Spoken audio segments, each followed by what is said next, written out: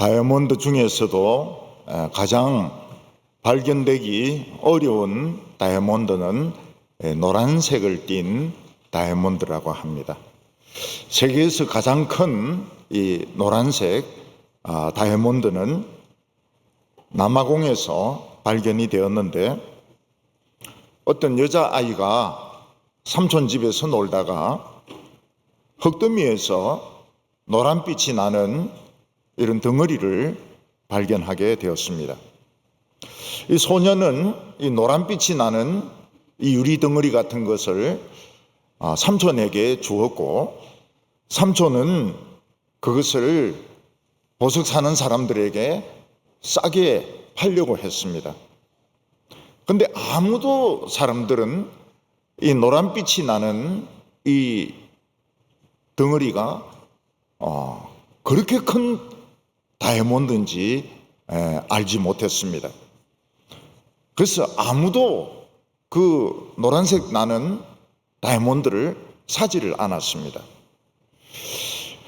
그래서 이 사람은 큰 도시로 가서 다이아몬드 감정하는 곳에, 전문적으로 감정하는 곳에 맡겼더니 이 다이아몬드가 나올 수 있는 확률은 0.006% 정도밖에 안 되는 아주 희귀한 다이아몬드인데, 그 이름이 골든 카나리라고 이야기를 했습니다. 그 가치가 얼마나 되는가 하면 210억 원이 되는 그런 다이아몬드를 이 아이가 준 것입니다. 이 바보 같은 상인들이 이 귀한 다이아몬드를 그냥 싸게 판다고 할 때 속는 셈 치고 한번 샀으면 떼부자가 되는 건데, 똑똑한 체 한다고 안 사는 바람에 이걸 놓쳐버리고 만 겁니다.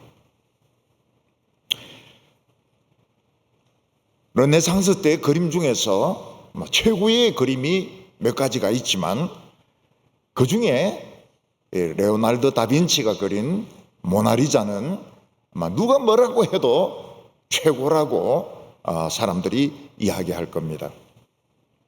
이 모나리자의 여자는 미는 아닙니다.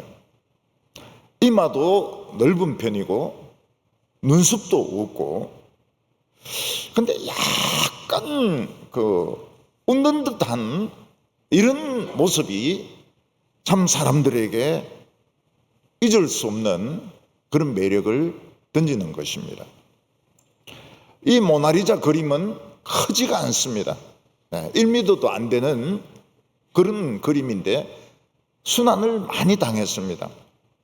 이 도둑을 맞아가지고 20몇 년 동안 도둑놈의 창고에 썩혀 있기도 하고, 어떤 여자가, 어떤 사람이 왜 이태리 그림이 프랑스 루브르 박물관에 있느냐, 그래서 스프레이를 뿌려가지고 아주 그림을 훼손시키기도 했습니다.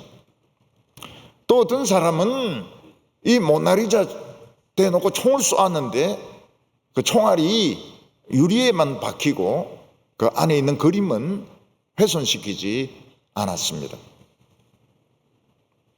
이 모나리자 그림이 돈으로 한 얼마 정도 되나, 그렇게 물어보니까 한 40조 원 정도 되는데, 프랑스는 정부는 망해도 모나리자는 안 판다고 이야기를 했습니다.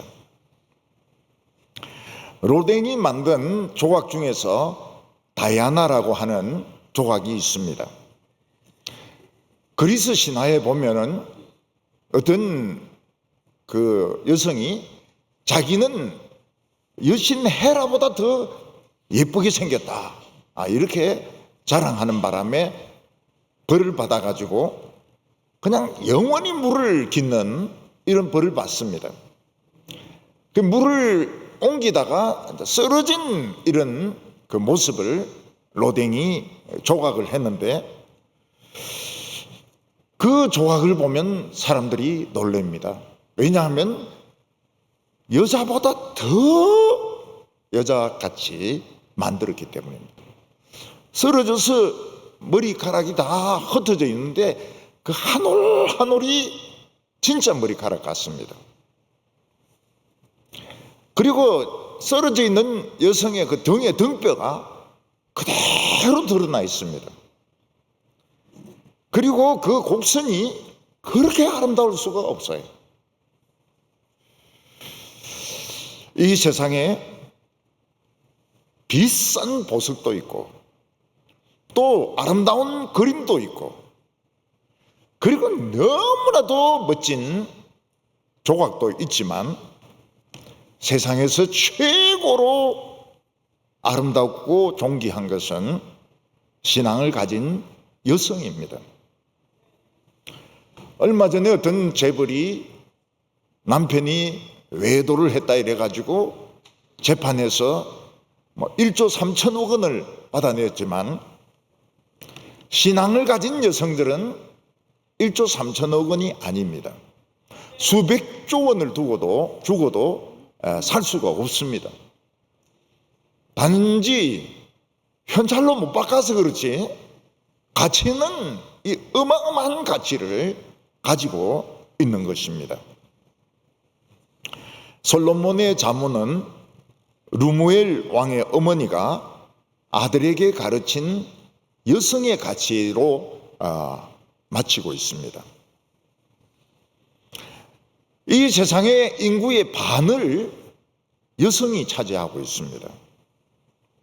여성들은 아이를 낳고 키웁니다.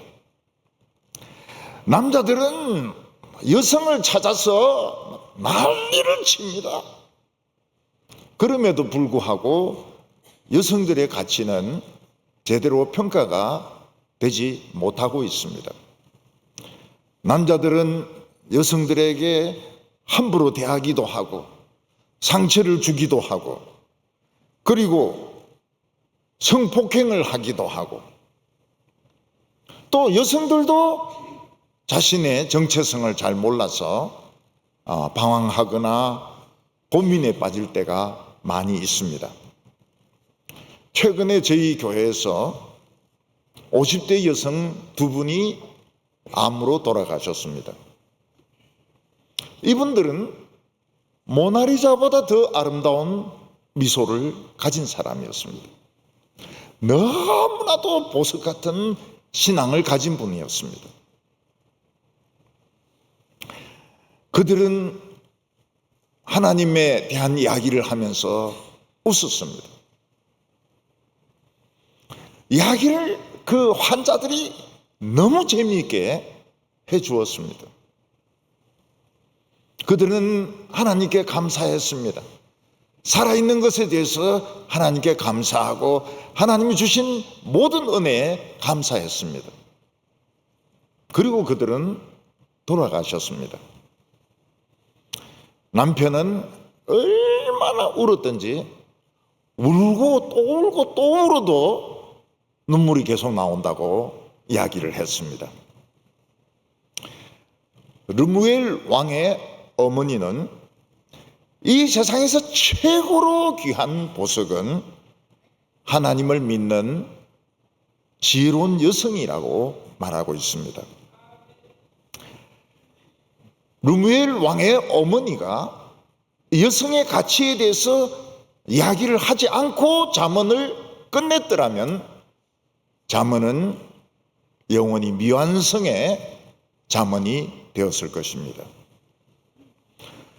잠언 앞부분 보면은 음녀를 조심해라. 그리고 다투는 여자는 비가 올 때 막 새는 지붕과 같다. 이러면서 여성에 대해서 제대로 평가가 되지 않고 오히려 부정적으로 평가를 많이 하고 있습니다. 그런데 이 끝부분에 가서 르무엘 왕의 어머니는 현숙한 여성의 가치는 보석보다 더 귀하다. 이러면서 잠언이 완성되고 있습니다. 오늘 첫 번째로 이 현숙한 여인의 가치는 어느 정도인가 하는 것입니다. 이 놀라운 것은 잠언의 이 마지막 교훈이 알파베트 C로 되어 있다는 것입니다. 알파베트 C의 대표적인 시가 성경에서 최고로 긴 시편 119편입니다. 알파베트 C가 뭔가 하면 우리가 기역, 니은, 디귿 이런 식으로 이 글자가 되어 있는 것처럼 히브리어는 알렙, 기멜, 알렙, 베트, 기멜 이런 식으로 알파베트가 쭉 나갑니다. 그래서 히브리 시에서 이 알파베트 C는 첫 글자는 알렙, 명으로 치면 A입니다. A, 알렙으로 쭉 시작됩니다. 예를 들어서 현숙한 여인, 이게 이제 첫 글자입니다. 현숙한 여인 할 때는 아세트, 아자가 맨 먼저 나옵니다. 두 번째 구절에서 남편은 그를 민나니 할 때 민나는 베트, 빠테흐가 믿는다 하는 말인데 베트가 첫 글자로 나오게 됩니다. 세 번째 절에서 그는 남편에게 선을 행하고 이렇게 되어 있는데 첫 글자는 선을 행하고 이렇게 되어 있습니다. 우리하고는 글자 순서가 완전히 틀리죠. 선을 행하고 할 때 선을 행한다는 게 깨말인데 그게 이제 세 번째 알파벳에 해당되는 것입니다. 그래서 끝까지 알파벳 순으로 이게 구성이 되어 있습니다. 이런 알파벳 C의 특징이 뭔가 하면 그냥 적극적으로 생각나는 대로 말한 것이 아니고 단어 하나하나 또 거기에 나오는 자음까지 생각을 해서 이 글을 만든 아주 정교한 시나 교훈인 것입니다. 그래서 이 르무엘 왕의 어머니는 그 현숙한 여자다 이럴 때 그냥 적극적으로 생각한 것이 아니고 상당히 깊이 그 단어의 철자까지 생각해서 말한 것을 알 수가 있습니다.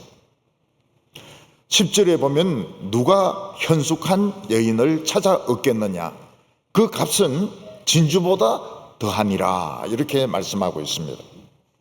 이 현숙하다 하는 말은 힘이 있다 이런 뜻을 가지고 있습니다. 그래서 남자에게 현숙하다 하는 말을 쓸 때는 용기 있는 사람이라는 뜻입니다. 그런데 여자에게 이 현숙하다는 단어를 쓸 때에는 지혜롭고 정절이 있는 여자다 그런 뜻을 가지고 있습니다. 그래서 룻기에서 보아스는 밤에 타작마당에 들어온 룻에 대해서 뭐라고 말하는가 하면 모든 사람이 내가 현숙한 여자인 줄 안다 이렇게 하겠습니다. 그 현숙한 것이 여기 나오는 현숙하고 같은 말인 것입니다. 그런데 구약시대에 아름답다 하는 것은 건강하다는 뜻을 내포하고 있습니다. 그래서 구약시대는 아니지만 르노아르라는 화가가 그림을 그린 모델들 보면은 전부 좀 이렇게 살이 쪄 있는 것을 볼 수 있습니다. 왜냐하면 그때 미인들은 다 좀 살찐 사람들이 미인이었기 때문입니다. 아브라함의 종은 자기 주인 이삭의 신부를 구해오라 하는 명령을 받고 이삭의 신부를 찾아서 길을 떠납니다. 그래서 하란까지 갔는데 이제 거기서 하나님께 기도를 드립니다. 하나님, 제가 길을 제대로 찾아왔다면 곧 처녀들이 물길로 나올 텐데 제가 아무나 붙들고 물 좀 주시오 이럴 때 알겠습니다. 물 드시고 낙타도 제가 물을 떠드리겠습니다. 그러면 그 처녀가 하나님이 준비한 사람으로 알겠습니다. 이 기도를 마치기도 전에 리브가라가 튀어나왔습니다. 보니 여성이 아주 예쁘게 생기고 건강하게 생겼습니다. 그래서 아브라함의 종이 리브가에게 물 좀 주시오 이러니까 네, 드리겠습니다. 낙타에게도 물을 주겠습니다. 그러면서 낙타 10마리에게 물을 계속 퍼서 갖다 붓는 겁니다. 여러분, 낙타 10마리에게 물을 갖다 주려고 그러면 힘이 얼마나 세야 될까요? 이 약골로는 낙타 10마리에게 물을 주지 못합니다. 그래서 옛날에는 미인이다 이러면 적어도 낙타 10마리에게 물을 떠다가 줄 수 있는 이 정도 힘은 있어야 미인의 자격이 있는 것입니다. 오늘 여기 본문에도 보면 현숙한 여자는 아주 새벽에 일찍이 일어나서 식구들에게 먹을 것을 준비해주고 또 밭에 가서 일을 하고 밤 늦게까지 이렇게 실을 뽑아가지고 옷을 만드는 아주 부지런하고 건강한 여인이라고 말하고 있습니다. 르무엘의 왕의 어머니는 과연 어떤 사람이 현숙한 여자를 얻겠느냐. 그러면서 현숙한 여자의 가치는 진주보다 더 비싸다고 말을 했습니다. 아마 이 당시 최고로 비싼 보석은 진주였던 것 같습니다. 다이아몬드, 루비, 사파이어 이런 것들은 아직까지 여기에 수입이 안 됐던 것 같습니다. 지혜롭고 현명한 신앙을 가진 여성의 가치는 노란색 다이아몬드보다 훨씬 더 비싼 가치를 가지고 있습니다. 예를 들어서 보석상에서 굉장히 아름다운 보석을 팔 때 누가 그 보석을 살 수 있겠습니까? 일단 돈이 있어야 됩니다. 돈이 있어야 그 보석을 살 수가 있습니다. 그리고 사랑하는 사람이 있어야 됩니다. 주 사람이 있어야 됩니다. 그리고 그 사랑하는 사람을 얼마나 사랑한지 내가 가진 돈, 내가 가진 재산, 내가 가진 모든 것을 다 투자를 해도 아깝지 않을 정도로 사랑하는 여자가 있어야 그 보석을 살 겁니다.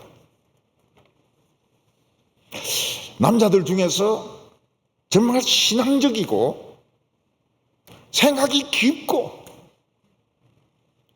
자신의 그런 여성을 위해서 자신의 모든 재산과 열정을 바칠 남자가 있을까요?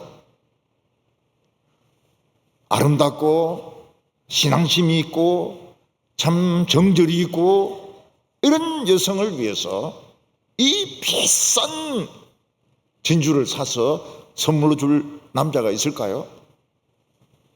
있습니다. 네, 있어요. 젊었을 때 미치면 눈에 비는 게 없습니다. 다이아몬드가 아깝습니까? 진주가 아깝습니까? 그냥 뭐 다 줘도 아깝지가 않아요. 그래서 연애나 결혼은 미쳤을 때 하는 겁니다. 지금 왜 결혼이 안 되느냐? 나이가 들면서 청년들이 제정신이 들기 시작하거든요. 제정신이 드니까 보석을 살 이유가 없는 겁니다. 보석을 살 이유가 없어요. 애를 낳을 이유가 없는 거예요. 혼자 사는 게 훨씬 편한 겁니다. 그래서 저희들은 기도를 계속 해야 됩니다. 젊은 사람들이 계속 미치도록 성령에 미치도록. 그래가지고 뭐라고 해도 다이아몬드도 아깝지도 않고, 그 진주도 아깝지도 않고, 같이 보내는 시간도 아깝지도 않고, 매일 시험인데도 밤늦도록 만나고, 그런 사람들이 사랑을 얻는 겁니다. 중국의 장개석이죠. 장채서는 결혼을 한 사람입니다. 근데 어느 날 숭미령, 아주 미인을 만나게 되었습니다. 이 숭미령이 자매가 셋입니다. 자매가 셋, 다 미인입니다. 다 미인이에요. 이 숭미령은 미국에서 공부한 엘리트고 아주 미인이었고 크리스찬이었습니다. 장채스는 결혼한 사람인데도 이 송미령이죠. 숭미령인데 가가지고 결혼해 달라고 막 쪼릅니다. 그 숭미령이 뭐라고 이야기합니까? 당신은 기독교인이 아니기 때문에 결혼해 줄 수가 없다고. 나는 크리스찬이기 때문에 크리스찬하고만 결혼한다고. 그래서 장채스가 예수를 믿습니다. 가짜겠지만은 좌우간 기독교인이 됩니다. 결혼하려고. 그래가지고 이 미인을 얻어요. 장채스가 이 미인을 자기 본부인하고는 이혼해버리고 이 숭미령하고 결혼을 합니다. 이 여자의 가치는 금방 나타납니다. 몇 년 안 지나서 만주에 세력을 두고 있던 창세령, 그 군벌이 있는데 이 장채서의 전략이 뭔가 하면 모택동을 먼저 치고 일본을 치겠다, 이런 전략을 가지고 있으니까 일본이 그냥 만주를 그냥 먹는 겁니다. 그러니까 이 만주의 이 군벌인 이 장쇠량은 자기 세력의 근거가 다 일본에 뺏겨버리니까 안 되겠는 겁니다. 그래서 일본을 먼저 쳐야 된다. 공산주의하고 이 장채서하고 협력해서 일본을 먼저 쳐야 된다. 그래서 장채서를 시안에서 체포를 해버립니다. 구금해버립니다. 장채서가 사령관이고 자기가 부사령관인데 하극상을 일으켜가지고 장채서를 잡아 가둬버립니다. 그 경비하는 군사들은 죽여버리고. 그때 이제 이 장채서가 참 죽느냐 사느냐 그 기로에 서 있는데 장채서는 막 화를 내면서 나를 죽이라고, 나를 죽이라고 막 소리를 지릅니다. 근데 이 부인 숭미령이 비행기 타고 날아갑니다. 이 장쇠량이 어떤 사람입니까? 잘생겼어요. 잘생겼고 젊고 미인 앞에는 사죽을 못 쓰는 놈입니다. 거기에 숭미령이 탁 가가지고 장채서 풀어줘. 예, 알겠습니다, 미인. 그냥 바로 풀어줘 버리는 거예요. 그냥 물론 국공 합장이 되지만, 공산당하고 합작은 되지만 숭미령이가 비행기 타고 날아가니까 그냥 바로 그냥 풀리 나오는 거예요. 장채서가 화가 머리 끝까지 나가지고 이 장쇠량이를 끌고 다닙니다. 끌고 다녀. 나중에 대만에 도망갈 때도 그 놈을 잡아가지고 갑니다. 그래가지고 한 50년 정도 가택연금으로 가두어 놓습니다. 장채서가 죽고 난 뒤에 이 숭미령이가 이 장쇠량이를 풀어줍니다. 미국에 가가지고 100살 넘도록 얼마 못 살았죠. 풀려난 지 100살이 거의 다 돼가지고 풀려났으니까요. 그 가가지고 거기서 죽습니다. 이 장세장인은 숭미령을 짝사랑한 거예요.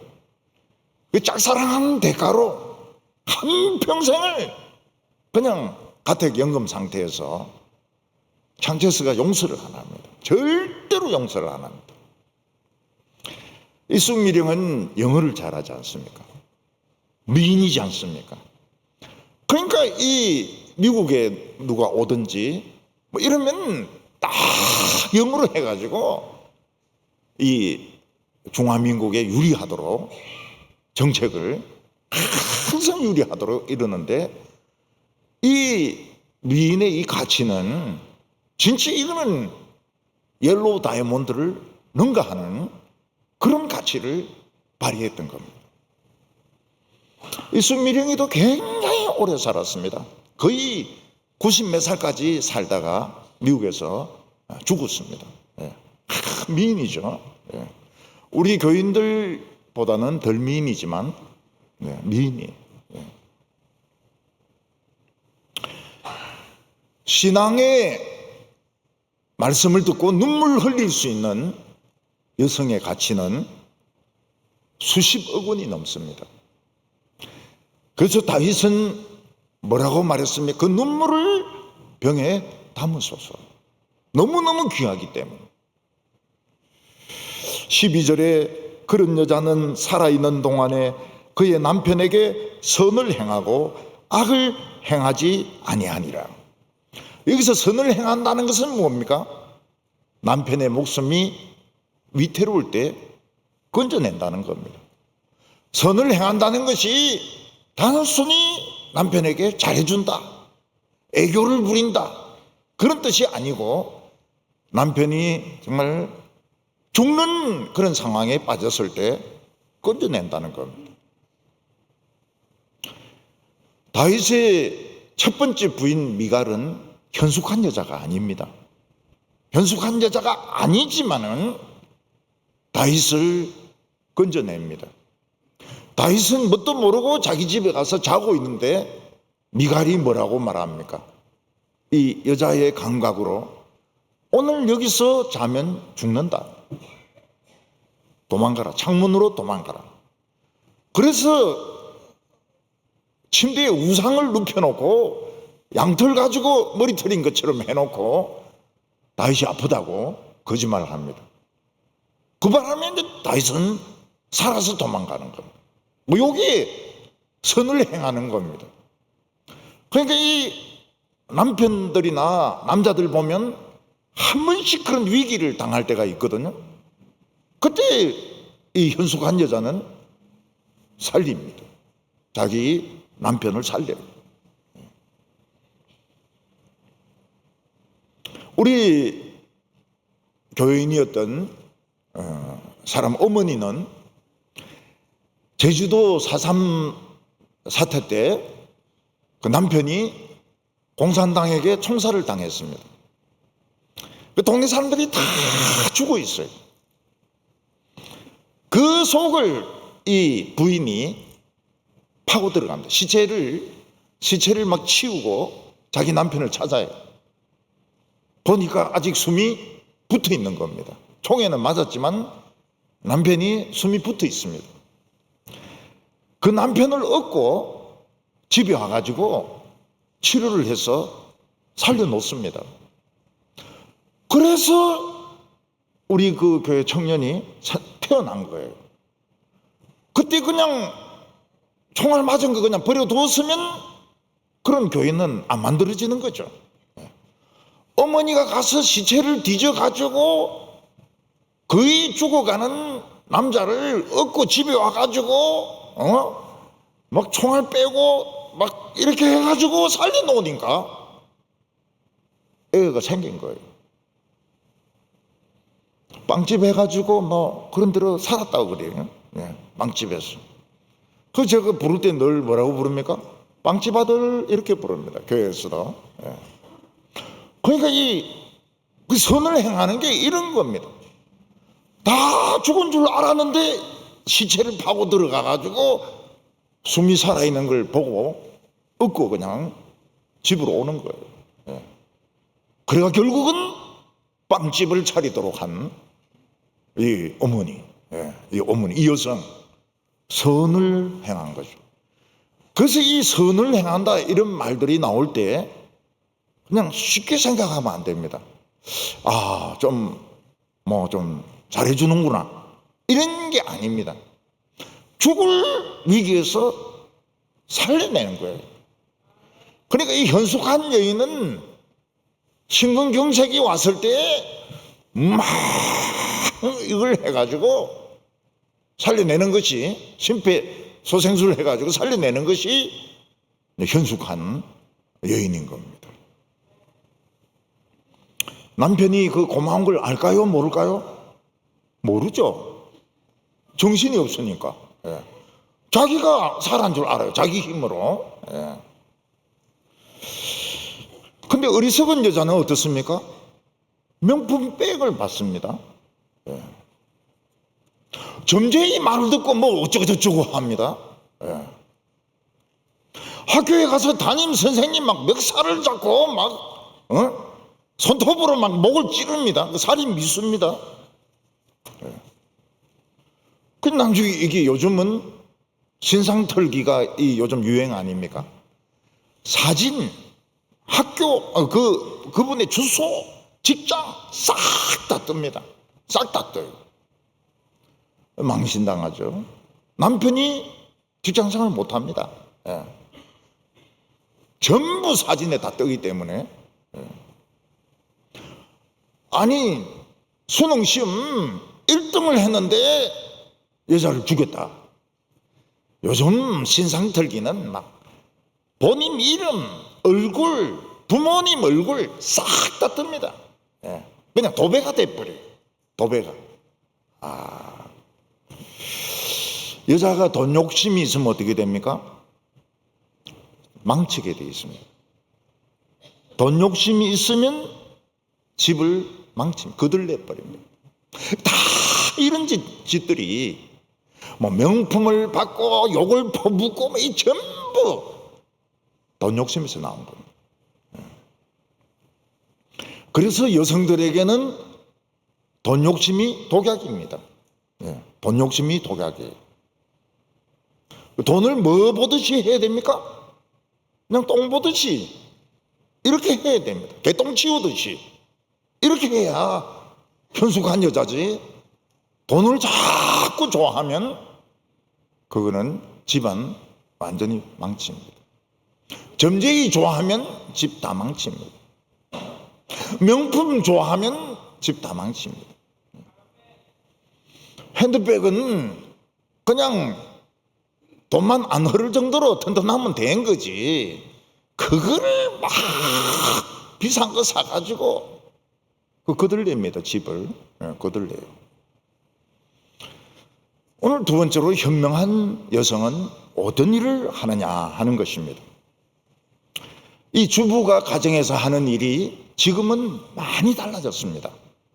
이 잠언을 쓸 때에 비해서 지금은 엄청나게 달라졌죠.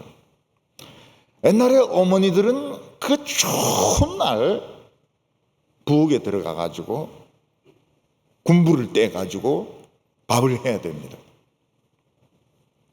어떤 때는 소 먹을 여물까지 삶아야 됩니다. 봄이 되면은 씨를 뿌리고 또 풀을 뽑아야 됩니다. 또 겨울이 오기 전에 이불을 다시 폭신폭신하게 만들어야 됩니다.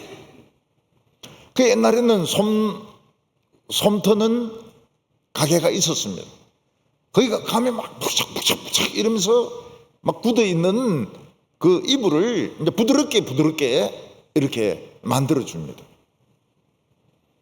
그 솜 트는 집에 가는 전문이 누구냐? 접니다.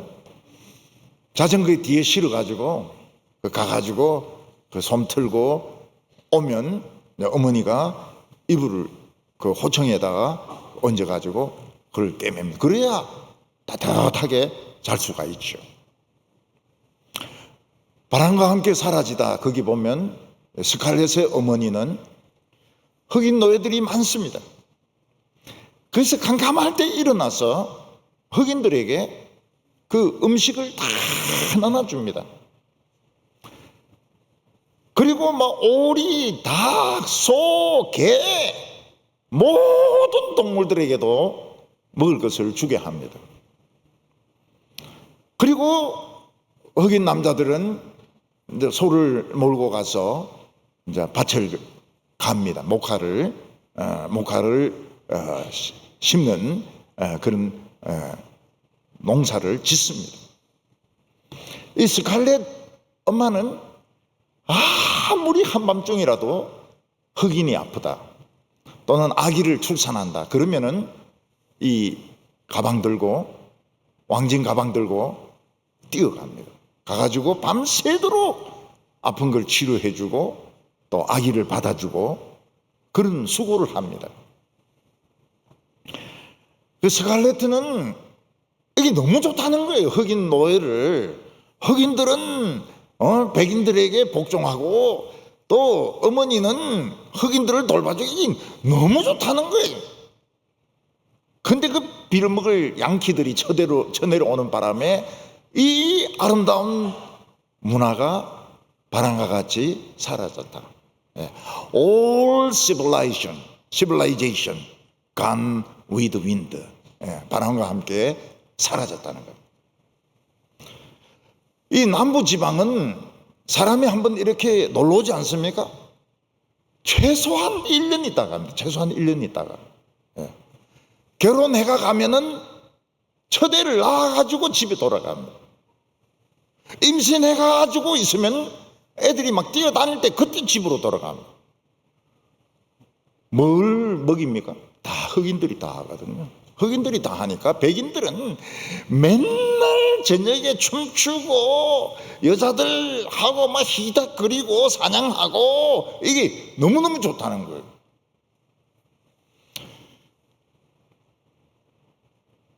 그래서 이 바람과 함께 사라지다는 안 팔릴 줄 알았습니다. 너무 이 남부 위주로 그리고 북쪽에는 막 양키, 더러운 놈의 양키 막 이런 식으로 해놨기 때문에 안 팔릴 줄 알았어요. 그래서 벽장에 몇 년을 처박아 놓습니다.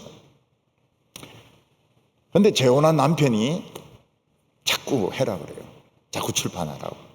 그래서 다시 써가지고 출판을 했는데 그냥 센세이션을 일으켰어요. 특히 그 배우 영화를 만드는데 클라크 케이블하고 그 명배우를 가지고 영화를 만들었는데 그 키스하는 장면이 세계 최고라는 거예요. 세계 최고로 멋있는 막 뒤에는 막 불 붙는 그 가운데서 키스하는 게 최고의 키스 장면이다. 우리는 그 맨날 그래 했는데 왜 그걸 최고의 키스 장면이라고 하는지 알 수가 없어요. 그 스칼렛 어머니는 보면은 굉장히 부지런합니다. 그러니까 흑인들이 다 한다 이래가지고 노는 게 아니에요. 진짜 흑인들을 위해 가지고 막 새벽부터 밤늦게까지 또 그 수고를 합니다. 13절부터 16절까지 보면 그는 양털과 삼을 구하여 부지런히 손으로 일하며 상인의 배와 같아서 먼 데서 양식을 가져오며 밤이 새기 전에 일어나서 자기 집안 사람에게 음식을 나누어 주며 여종들에게 일을 정하여 맡기며 밭을 살펴보고 사며 자기의 손으로 번 것을 가지고 포도원을 일구며. 옛날에는 이 옷을 입는 것이 굉장히 어려운 일이었습니다. 우리가 어렸을 때 이 합성 섬유가 나오기 전까지만 해도 이 옷 입는 게 쉽지가 않았어요. 그래서 1년에 한 번 딱 추석 때 그때 한 번 딱 입는 겁니다. 그러니까 형들이 많으면 어떻게 됩니까? 물려받고 그래서 막내는 걸레를 입고 학교에 갑니다. 왜냐하면 법이 그래 돼 있으니까. 물려받고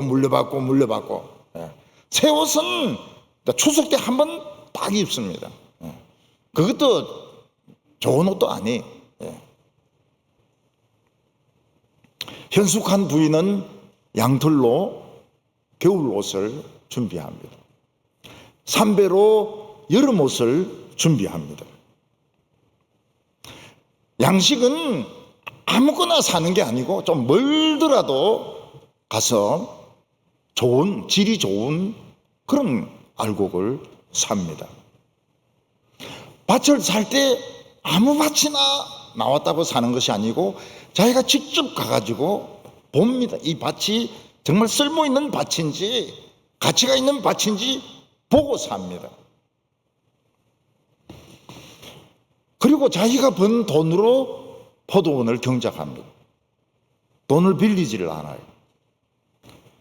왜냐하면 돈을 빌리면 이자가 나가게 되는데 이자가 이게 무서운 거거든요. 이자가 이게 굉장히 무서운 겁니다. 그래서 현명한 사람은 자기가 번 범위 안에서 돈을 쓰지 빌리지 않습니다.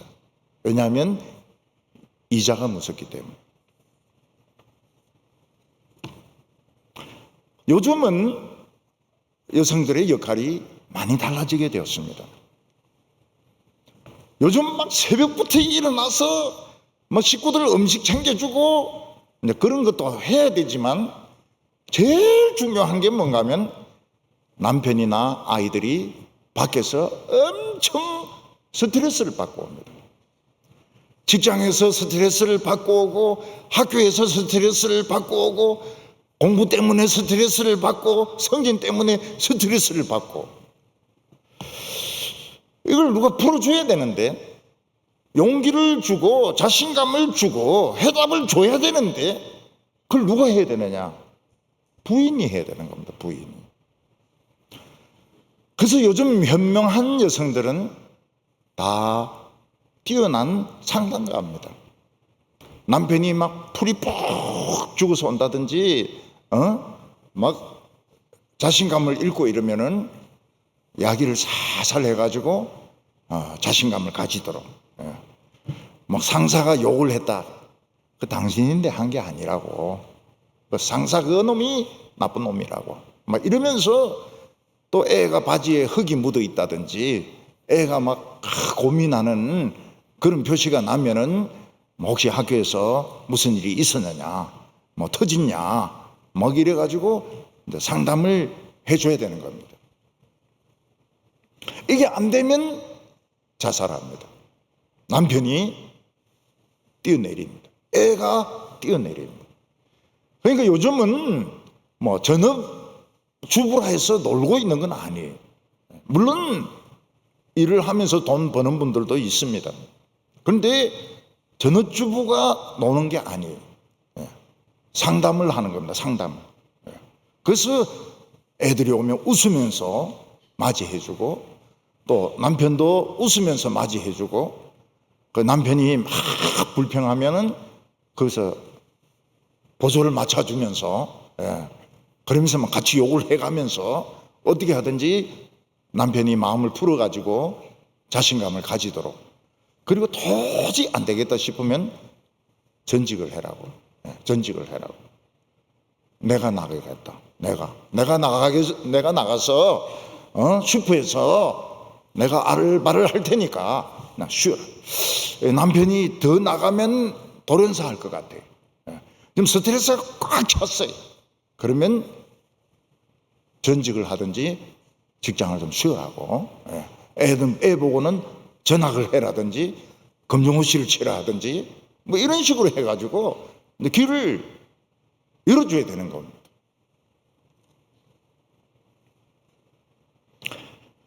현숙한 여자는 상담만 하는 것이 아니고 기도를 합니다. 남편을 위해서 기도하고 아이를 위해서 기도합니다. 기도하는 부인을 둔 남편은 100만 대군을 가지고 있는 것과 똑같습니다. 마귀가 새까맣게 몰려와도 100만 대군은 이길 수가 없습니다. 그러니까 이 부인이 모세 같은 거예요. 애국 군대가 막 새까맣게 올라오는데 지팡이 하나 들고 나타나가지고 막 불루바가 떨어지라, 막 메뚜기야 뜯어먹으라. 이 100만 대군인 거예요. 100만 대군.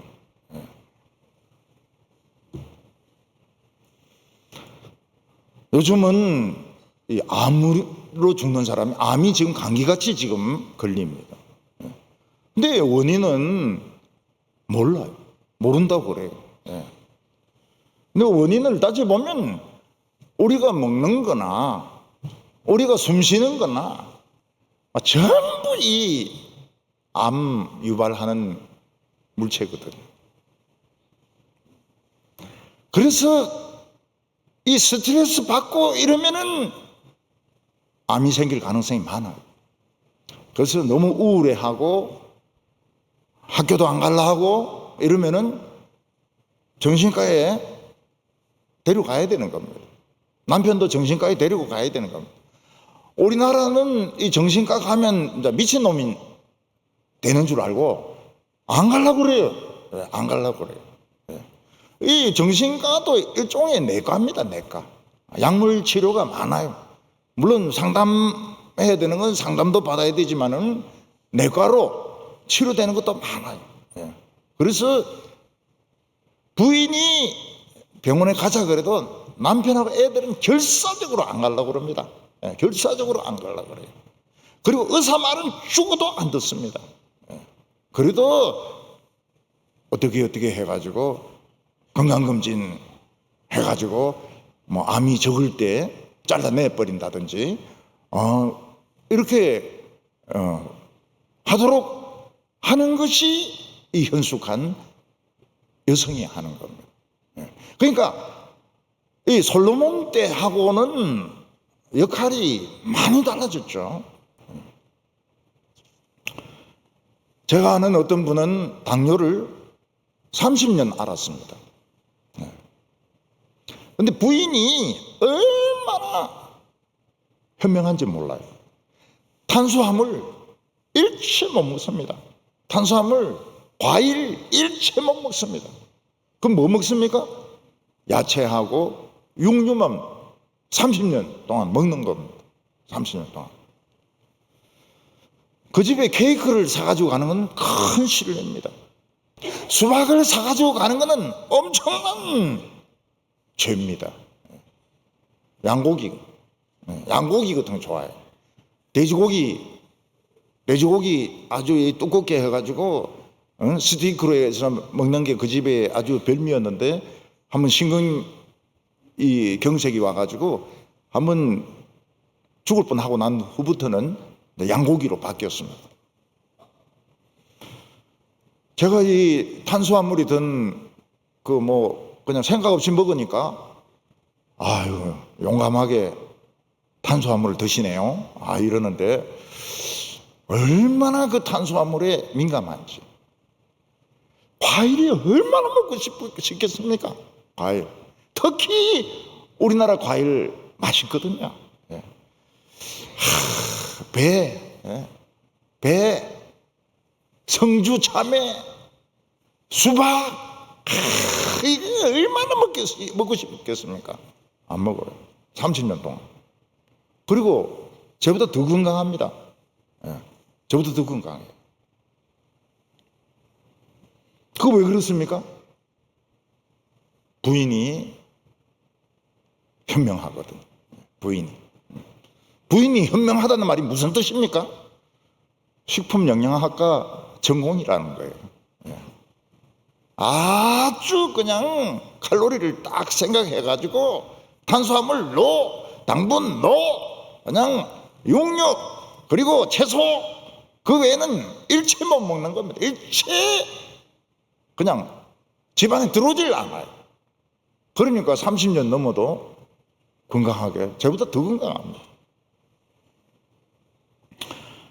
식구들이 깨끗하게 세탁된 옷을 입어야 멸시를 당하지 않습니다. 부인이 없으면 벌써 어떻게 됩니까? 와이셔츠가 쭈글쭈글하고 목에 때가 묻어 있고, 근데 이러면은 부인이 집 나갔구나, 아니면은 세탁을 안 해주는구나. 바지에 줄이 쫙 서 있어야 되는데, 그러니까 이 혼자 살면 혼자 살수록 그 바지에 막 칼을 세워야 되는 겁니다. 안 쓰면 막 칼을 밑에 넣어야 돼요. 그래서 사람들이 우습게 여기지 못하도록. 미국 사람들은 같은 옷 또 입고 가면 외박했다. 너 외박했구나. 좋은 의미의 외박이 아닙니다. 좋은 의미, 나쁜 의미의 외박을 했다. 그러니까 이 미국 사람들은 똑같은 옷을 그냥 몇십 불 사는 겁니다. 그래가지고 매 땀이 많이 나니까요. 땀이 엄청 많이 나요. 이 동양인들은 이 미국 사람들하고 같이 일하면은 아예 그냥 얼어 죽습니다. 그 사람들은 겨울에도 반팔 아닙니까? 그 고기를 먹으니까 막 그 땀이 나가지고 겨울에도 막 더워 하거든요. 한국 여자들은 그 있으면 막 담요를 두르고 막 마스크를 쓰고 모자를 쓰고 그래도 막 추울 정도인데, 부인이 세탁기를 안 돌리면 어떻게 됩니까?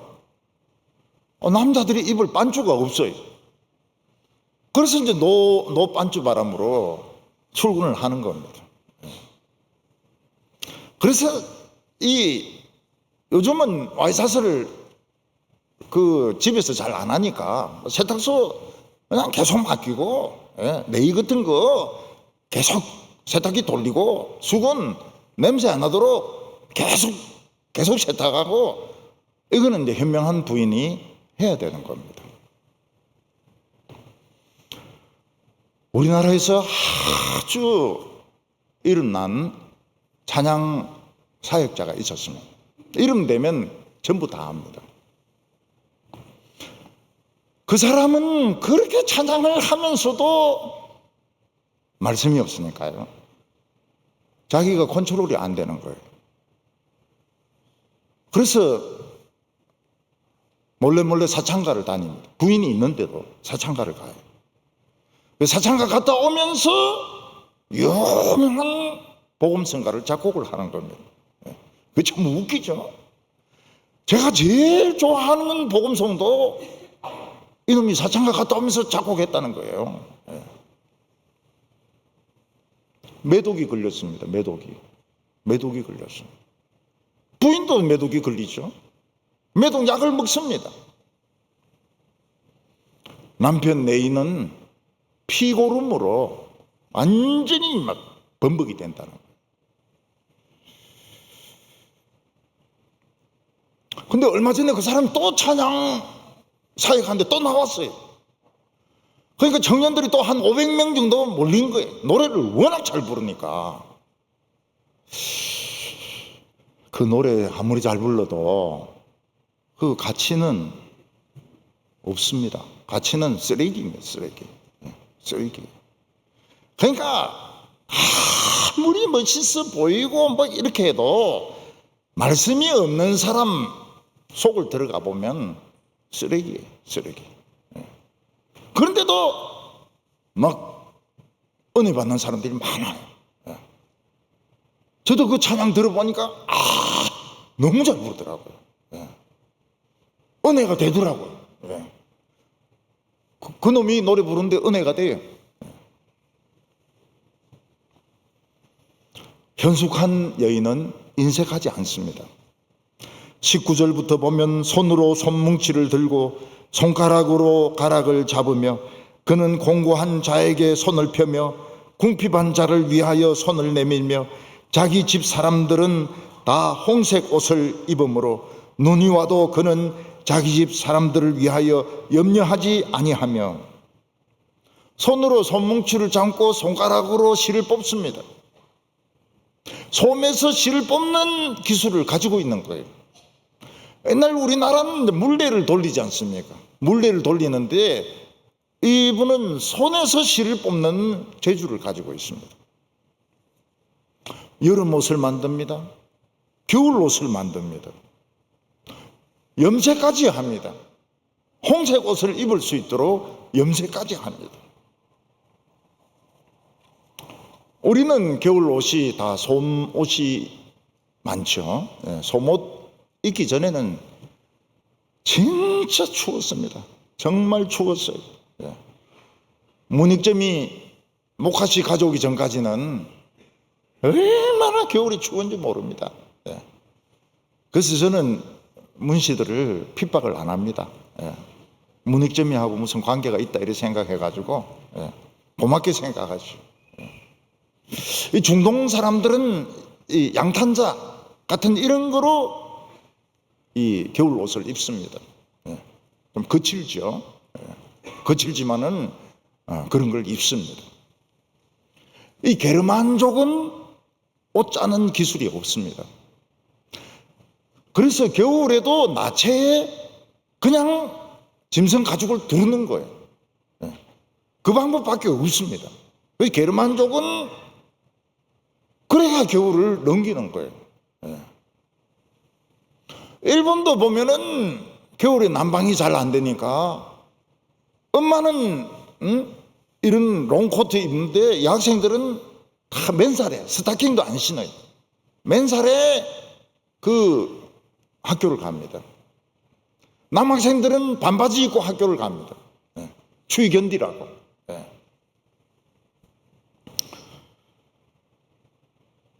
일본 사람이 아닌 것을 다행스럽게 생각하셔야 됩니다. 에스키모인들은 얼음집에서 살지 않습니까? 근데 얼음집에 모닥불 피우면 의외로 따뜻하다고 그래요. 그래서 그 에스키모족들이 그 안에서 곰 가죽으로 곰털로 된 옷 입으면 더워가지고 못 견딘다 그래요. 그래서 이 벗어서 옷통 벗고 그게 앉아 있습니다. 얼음집 안에서. 오늘 세 번째로는 능력과 존귀로 옷을 입는 여자다 이렇게 말씀하고 있습니다. 하나님을 섬기는 여인 중에서 가장 아름답고 가치 있는 여인은 능력과 존귀로 옷을 입는 여자입니다. 25절에 보면 능력과 존귀로 옷을 삼고 후일을 웃으며, 이 여인은 모든 것을 할 수 있습니다. 할 수 있느냐 그러면 아멘입니다. 할 수 있다고 그래요. 항상 긍정적입니다. 부정적인 말이 없어요. 안 된다는 말이 없습니다. 제가 우리 교회에서도 처음에 그런 말을 했습니다.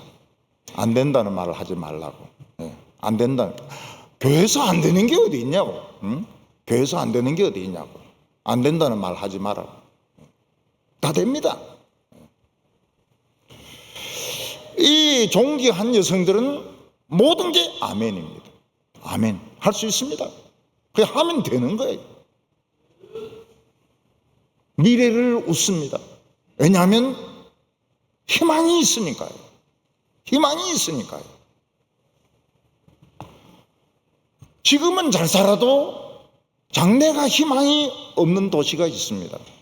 그런 데는 웁니다. 지금은 웃지만 앞으로는 웁니다. 인구가 빠져나가는 도시, 지금은 웃지요. 나중에는 웁니다. 노인들만 있는 교회, 지금은 웃습니다. 나중에는 웁니다. 웁니다. 지금은 우리나라에서 막 웃었던 데가 많습니다. 리조트, 경주 보문단지, 또 그리고 설악산, 설악동, 그리고 이 온천, 막 손님들이 막 몇백만 명씩 오고 이래가지고 막 감당을 못했죠. 지금 없습니다. 손님들이 없어요. 지금은 사람들의 문화가 달라졌습니다. 그 온천에 가고 리조트 가고 이렇게 안 해. 비행기 타고 옆에 나라에 갑니다. 차라리 캠핑 그걸 합니다. 그러니까 이게 돈 수천억을 들여가지고 지었는데 손님이 하나예요. 상가 최고로 멋지게 지었는데 전부 안 나가요. 공실입니다, 공실. 그래서 이거를 두 가지 중에 하나입니다. 두 가지 중에 사람이 오게 하든지 아니면 되는 쪽으로 가든지 그걸 선택을 해야 돼요. 뭣도 모르고 지금 막 열심히 내는데 소용없습니다. 아무 소용없어요. 나중 가보면 뻥입니다, 뻥. 사람이 없는데 어떻게 해요? 안 오는데 올 사람이 없는데 어떻게 합니까? 둘 중에 하나라고요. 기도를 죽으라 해가지고 부흥이 일어나서 사람들이 막 몰려오든지 아니면 되는 대로 가든지 둘 중에 하나죠. 둘 중에 하나. 26절에 입을 열어 지혜를 베풀며 그의 혀로 인애의 법을 말하며. 역시 현숙한 여자는 말씀을 들은 여자입니다. 그래서 누가 무슨 말을 해도 하나님의 말씀이 나옵니다. 하나님의 말씀은 치료하는 말씀입니다. 독사의 독이 아닙니다. 항상 긍정적으로 이야기를 해요. 된다는 거예요. 된다는 거. 그래서 이 여인과 대화를 나누면 병이 낫습니다. 아픈 게 낫고요. 속이 쓰린 것이 낫고요. 굉장히 기분이 안 좋았는데 기분이 좋아집니다. 왜냐하면 말씀이 있기 때문에. 여인이 최고로 아름다울 때가 언제입니까? 말씀에 집중할 때입니다. 그리고 그 말씀을 듣고 울기도 하고 웃기도 할 때 최고의 복입니다. 최고의 복이고 보석입니다. 보석. 이번에 여성 부흥회 때 제가 물어보니까 엄청 울었다는 거예요. 엄청 울었다는 거예요. 은혜 받고 막 엄청 울었다는 거예요. 그리고 막 엄청 웃었다는 거예요. 그 말 듣고 진짜 참 여성들이 놀랐구나. 여성들이 놀랐구나. 이 사람들은 살아있는 사람들이다. 살아있는 사람들. 이 30절이 이 결론입니다. 30절에 고운 것도 거짓되고 아름다운 것도 헛되나 오직 여호와를 경외하는 여자는 칭찬을 받을 것이라. 여자 피부가 고운 게 얼마나 중요합니까? 아름다운 것이 얼마나 중요합니까? 그러나 마음속에 하나님이 없으면 그것은 마치 마네킹입니다. 마네킹.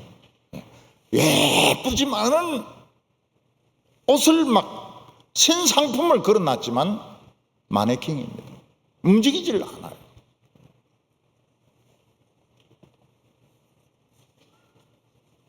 우리나라 여성들은 서양 여성들에 비해서 피부가 굉장히 곱습니다. 일본 여성들에 비해서 훨씬 피부가 부드럽습니다. 고와요.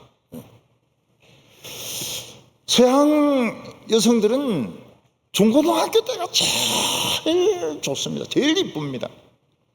벌써 대학생 되면은 이 살이 부드럽지가 않아요. 한 30대 정도 되면은 우리 한국 여성들 할머니 같은 이 팔이 근육 같아요. 근육이 생깁니다. 헬스도 다니고 이렇게 하니까 근육질이 되는 거예요. 우리나라는 60대에도 근육 없어요. 아주 곱습니다. 그 일본 사람들의 그 열등감이 뭡니까? 이빨 아닙니까? 이빨. 이빨이 그 곱지가 않아요. 그리고 피부가 한국 사람하고 달라요. 피부가 확실히 색깔이 좀 흐리멍텅해요. 그래서 우리나라 여자 배우가 무슨 화장품을 쓴다 소문이 나면 그날로 매진돼 버립니다. 일본 백화점에서 그날로 매진돼 버려요. 그 정도로 이 한국 여성이 고와요. 피부가 고와요. 화장도 잘 받죠. 그리고 얼굴이 힙니다. 왜냐하면 밖에 안 나가니까요. 미국, 호주 이런 데 살다 오신 분들은 시커매요.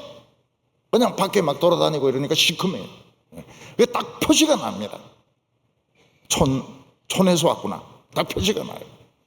서울 여자들 하얗습니다. 하얘. 햇빛을 안 보니까요. 거짓되다 그랬습니다. 거짓되다. 하얗면 무슨 소용이 있습니까? 속에 돈독이 올라가 있는데, 독사에 독이 있는데 고음이 무슨 소용이 있어요? 아무 소용이 없습니다. 여성들은 젊었을 때 아름답습니다. 늙을 때까지 갑니까? 우리 교회 이 권사님들 보니까 한 60 후반까지는 버텨요. 버텨요. 그런데 70 넘어가니까 역시 조금씩 늙어갑니다. 늙어가요. 마음이 제가 굉장히 안타깝죠. 오래 참 버티셨는데 외국에는 상상할 수 없습니다. 그래서 우리 한국의 여성들은 전부 그 피가 사라 피 아닙니까?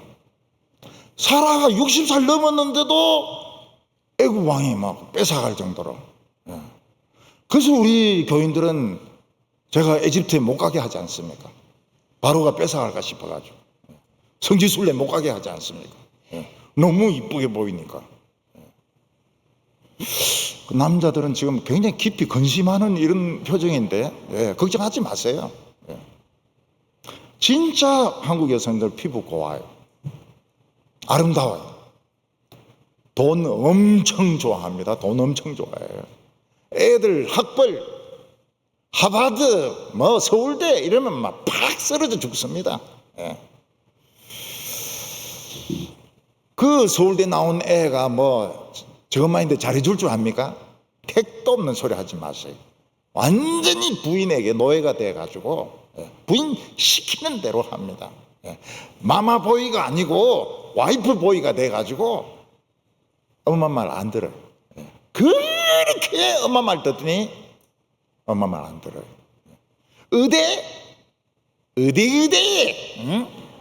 의대 좋아하시네. 절대로 아들 뺏기는 겁니다. 아들 뺏기는 거예요. 차라리 영대 나오고 계대 나오고 이 경북대 나오고 이런 아들들이 충성하지. 서울대 연대 고대 다 뺏기는 거예요. 며느리인데 뺏기는 거예요. 이 사람들은 여호와를 경외합니다. 여호와를 경외한다는 것은 무슨 뜻입니까? 여성이 여호와를 경외한다. 남자가 여호와를 경외한다는 것은 하나님을 인식하고 사는 건데, 여성들이 하나님을 경외한다는 것은 하나님을 믿는다는 겁니다. 수많은 갈림길들, 수많은 갈등이 있는데 하나님을 믿습니다.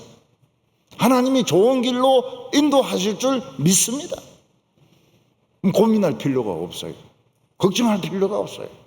하나님은 항상 최고로 좋은 것을 주신다. 그걸 믿는 것이 여호와를 경외하는 것입니다. 우리는 미래를 걱정해봐야 아무 소용이 없습니다. 우리 성도님들 미래에 다 웃을 수 있기를 바랍니다. 지금은 비록 웃지 않지만 미래에 애들이 크지 않습니까? 우리 신앙이 지금 자라고 있지 않습니까?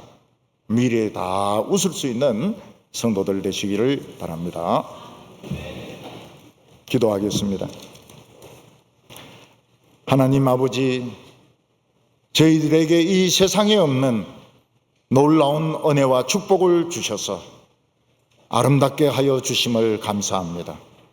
우리 믿음의 여성들, 하나님께서 참으로 보석보다 귀하게 하여 주심을 감사합니다. 우리 남자들 그 보석을 가지게 하여 주심을 감사합니다. 저희들이 지금 눈에 보이는 것에 노예가 되지 말게 하여 주시고 미래를 볼 수 있는 눈을 가지게 하여 주시옵소서. 예수님의 이름으로 기도하옵나이다. 아멘.